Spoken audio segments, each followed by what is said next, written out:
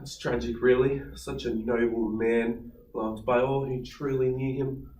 There was a time once when you could see him on the battlefield, covered in the enemy's blood, as he fought to save the king out of pure loyalty. But now, after becoming yet another victim of our own selfish desires, he is no more than any of the other men dead on the battlefield. Clearly, Macbeth is a perfect example of how we as humans are so easily corrupted through greed and pride and a whole range of things which, in the end, all end in nothing but sadness and pain. Macbeth is living proof that even the mightiest and most steadfast men of all can fall into the trap of being blinded by our own selfish desires. Macbeth was once referred to as a brave, noble, loyal person by all who greeted him. But now, after the fatal touch of power has corrupted him, Macbeth changed. He is no longer adored by his subjects, but instead scorned by them. Macbeth is now known as a boring tyrant. The true extent of the devastating effect of Macbeth's corruptedness is seen quite clearly through myself. I was left in a ditch with 20 gashes upon my head by Macbeth. He sent murderers to kill me. I was Macbeth's closest friend, and yet he had me killed. My involvement in the story of Macbeth is clearly a significant part of his story, and it's just one reason as to why you should study the story of Macbeth.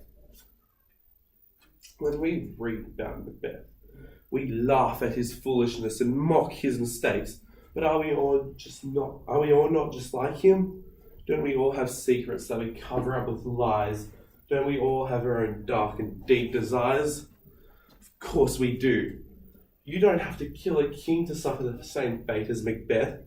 All it takes is just one thought.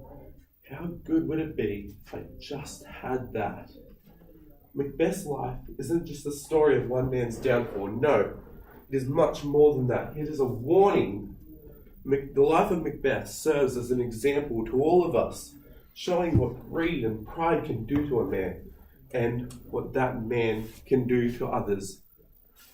No one can truthfully claim that they aren't faced with these thoughts, that they aren't faced with the same issues as Macbeth, as even myself have been choked by my own selfish aspirations. I knew that Macbeth murdered Duncan. I overheard him one night whilst he was roaming the court of the castle. He clearly said, "I go, and it is done. The bell invites me. Hear it not, Duncan, for it is a knell that summons thee to heaven or to hell." That was all the evidence I needed to save Duncan's life and condemn Macbeth to the judgment that he rightly deserves. I could have done this, but I remembered the witch's prophecy, and in a moment of selfishness, though, the thought that if Macbeth's half of the prophecy came true, then maybe mine could as well. And just like Macbeth, I let my desires control my actions, and now Duncan is dead and I am to blame. After hearing all of this, it's impossible to say that Macbeth's story is no longer relevant. We see his mistakes being repeated throughout history by all different people from different times and different places, all with the same devastating effects.